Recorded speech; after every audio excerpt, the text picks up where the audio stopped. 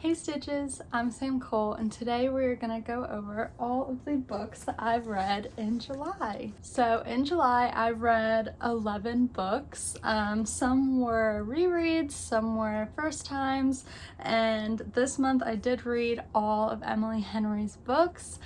So I'm not gonna go over in detail my reviews for those. If you want to see that, I'll go ahead and link it up here.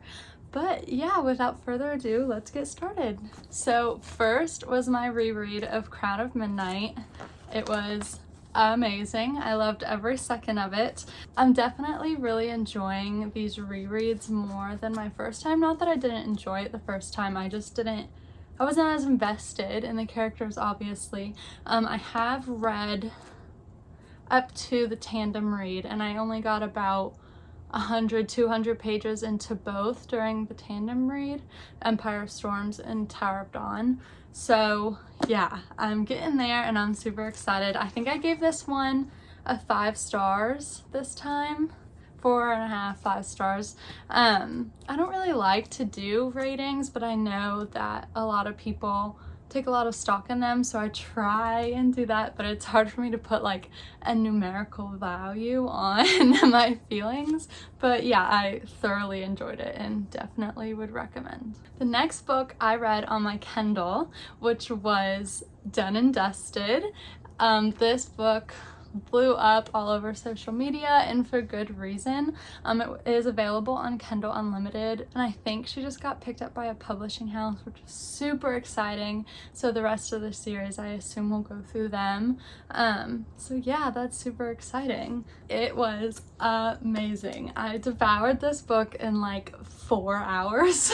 It was so good, and definitely like a really quick read, easy to get into, but it was so good, and I really felt like did something a little bit different for the romance genre, which was super fun. Honestly, Lyla Sage has become an auto-buy author for me.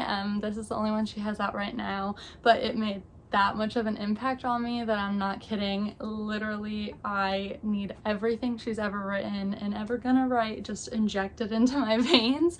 So yeah, you can say that I'm definitely a fan. Next up, we have The House Across the Lake by Riley Sager.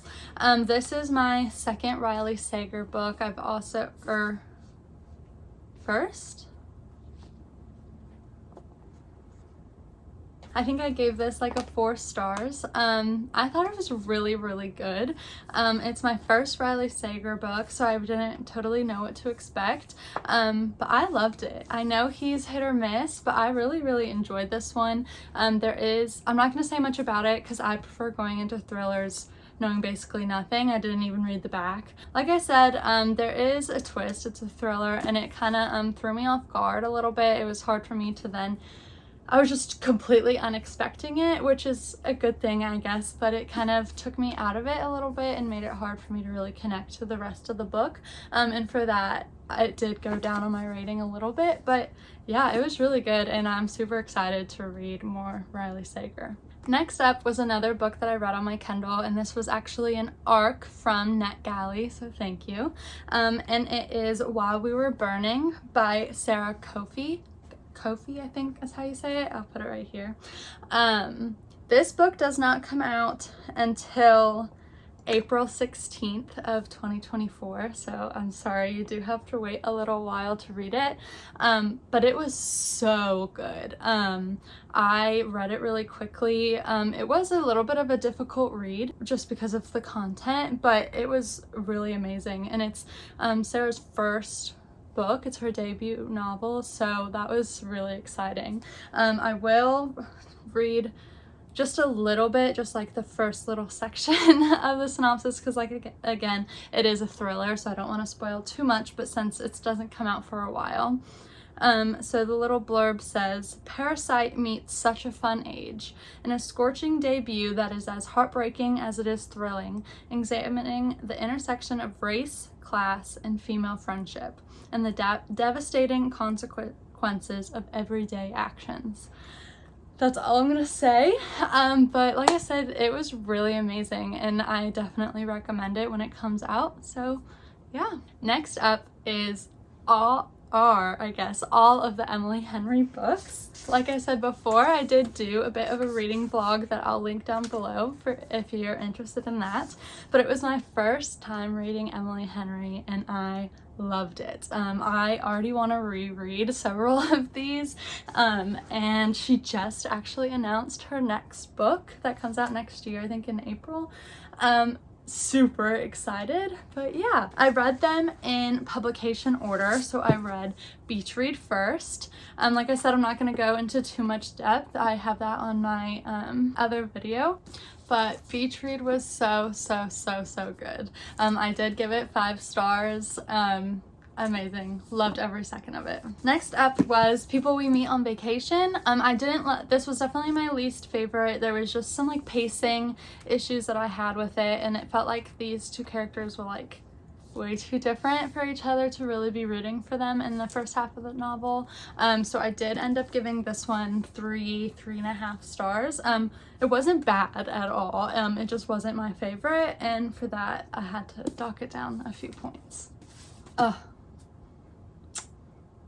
Next was Book Lovers, and when I say it is getting added to my favorites shelf, I mean it. It was amazing. So good. 5 stars, bajillion stars. Highly recommend. And then lastly for Emily Henry was Happy Place. At first I didn't really love this one. It just threw me aback. It's definitely less of a rom-com and more of like a literary fiction, I would say, which threw me off, especially just doing a readathon of all 4 of them. It was very jarring, but the longer I've stepped away from the reading vlog, I think this one has actually become my favorite. I think about this one the most. I come back to this one. It was heartbreaking, but so good. So again, highly recommend, and we'll definitely be rereading this sometime very soon. Next up was another arc by Lisa Jewell. It's her new novel called None of This Is True. I'm not going to say a ton about this because it is an arc. It does come out this month in August, I believe August 8th. I'll put it up here to be sure. Not my favorite. There were some content in it that I did not agree with. So definitely check trigger warnings before you read it and check it out yourself. But some of the discussions that took place in this novel left a sour taste in my mouth, and ones that I couldn't really shake. And for that, I only give it 1 star. It very easily could have been a 5-star read, one of my new favorite thrillers, but unfortunately, I think we towed the line in some victim blaming, and because of that, not for me. So yes. Next up was Heir, and I mean, as you can see from all the tabs I have, I loved every second. This is definitely my favorite in this series thus far.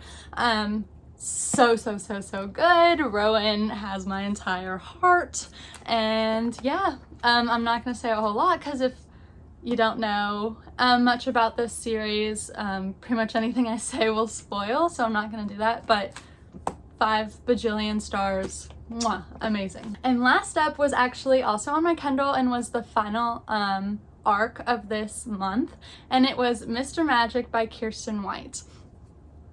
So good. I just finished this one yesterday. It comes out also soon, I think. Let me check. Oh, August 1st. So it's already out by the time this goes up. It was so good. Very weird thriller. Like I said, I really don't want to say much. I prefer to go into thrillers pretty much blind.